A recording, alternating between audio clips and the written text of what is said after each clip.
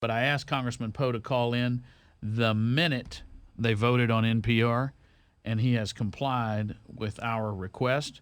And so with that, let's go to Congressman Ted Poe. Congressman, how are you? I'm doing well, Michael. I note a sense of satisfaction and accomplishment in your voice. Tell us why.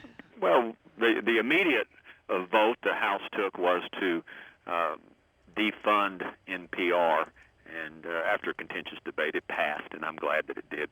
Taxpayers shouldn't be forced to support a government radio station.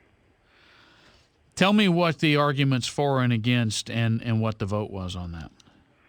The arguments for were that it's something that the public should have an objective station to listen to. That was the tenor of most of the arguments for having continue to send taxpayer money to NPR. The arguments against were the obvious. Why should people in Texas or any other place be forced to support a radio station that's a government station? And secondly, it's not objective. They are very biased to the left, and so you're forcing people to support a radio concept that is foreign to their beliefs. Now, it was 228 voted to defund NPR, 192 voted to continue funding. Now, was this a standalone bill or was this a rider to an appropriations bill? No, it was a standalone bill. Okay, and to defund for next fiscal year? Correct.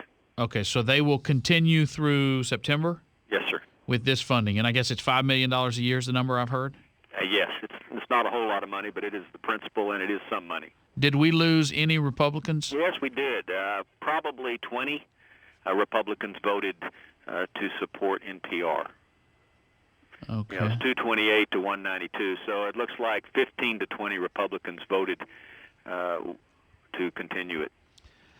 Did any of them make an argument that you said, that's I'm still going to vote again. I'm still going to vote to defund it, but that was okay. That's a fair argument.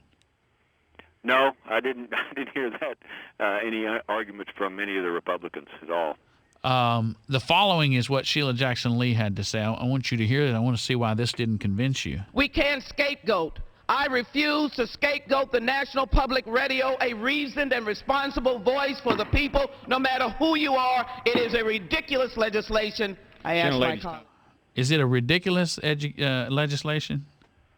No, it's quite simple and common sense to me that the government radio station should be funded by those people who want to contribute voluntarily to the government radio station, but not force us to contribute to them. And that's the way I view it. That's the way most members of Congress view it. I think that's the way most members of the American community view it. You have, since January of 2007 through January of this year, you had to not only be in the minority party in Congress, you had to watch for 2 of those 4 years. You had to watch the White House be taken over, not just by Democrats, but by very liberal and aggressive Democrats, and the Senate taken over by Democrats at the same time the House was in January of 2007. So you've been in the minority. Pretty much all you could do was speak out against things. You couldn't stop anything. How does it feel to, if you haven't won the war, at least to win a battle? We couldn't have imagined this 2 years ago. You're correct. No one thought that we would be in this position. Even pollsters had us losing more seats last year rather than picking up seats. Those polls came out early last year. But anyway, it is a good feeling because we have stopped the freight train of madness from going off the cliff. We haven't turned it in a different direction. We've just stopped it from going any further. And now we will, need to turn the train to a conservative railroad, and get the country back in sync with the Constitution of all things. Congressman, can you hold with us for just a moment? Sure. All right. I want to talk to you about this new bill that you have offered to change the House rules to allow Congress to hold country-by-country votes on foreign aid. Congressman Ted Poe from right here in Houston says overall foreign aid levels are essentially decided in one fell swoop, which allows countries like Venezuela, Cuba, China, and Russia to continually receive our money. we're sending aid money to China. Talk about that in just a moment. Congressman Ted Poe is on the line with us with the wonderful news that NPR has been defunded by a vote of 228 to 192. Congressman Ted Poe, one of the 228. I want to talk to you. Well, let me move to something that you've been in the news. Washington Times has written about a proposed new House rule that you've written that would allow Congress to hold country-by-country votes on foreign aid. And you say that the problem's been we fund these in one fell swoop, like an omnibus bill, so countries like Venezuela, Cuba, and even China are getting our foreign aid money. So what do you plan to do?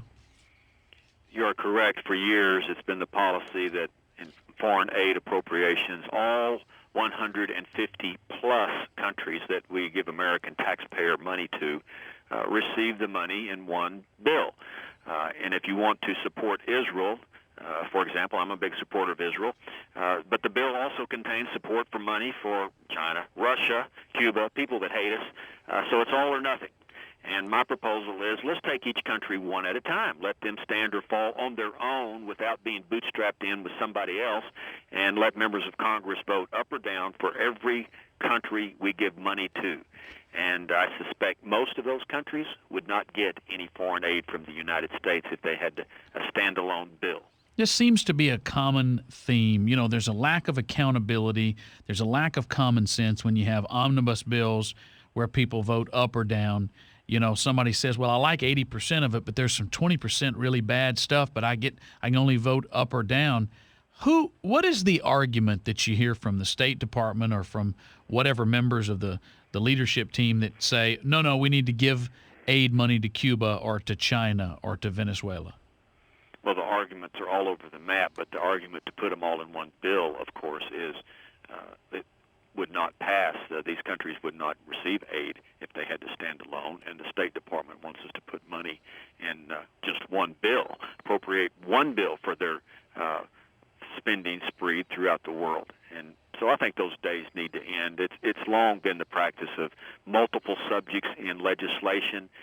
We need to get to a system where we vote up or down on one subject per bill and not have two or three different subjects in a bill, some of which would not pass if they had to stand alone. Congressman Ted Poe, what do you see as the resolution of the budget battle that's going on right now? Well, it's a constant fight to get something passed. I don't know where it will turn out. I really don't. This short-term resolution for 3 weeks, I did not support it because the bill did not cut enough money. It cut $2 billion a week, but we're spending $70 billion a week in interest payments on the debt.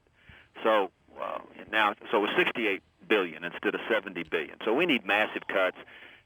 And I don't think most members of the House, the Republicans even, will support another short-term continuing resolution. It's time, really, to draw the line in the sand and have massive cuts and send legislation to the Senate and see what they do.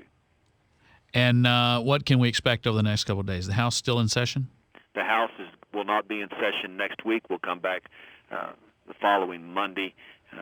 Myself and everybody else will be in their congressional districts. All right. Congressman Ted Poe, thanks for being with us. Good to talk to you, Congratulations on the NPR vote.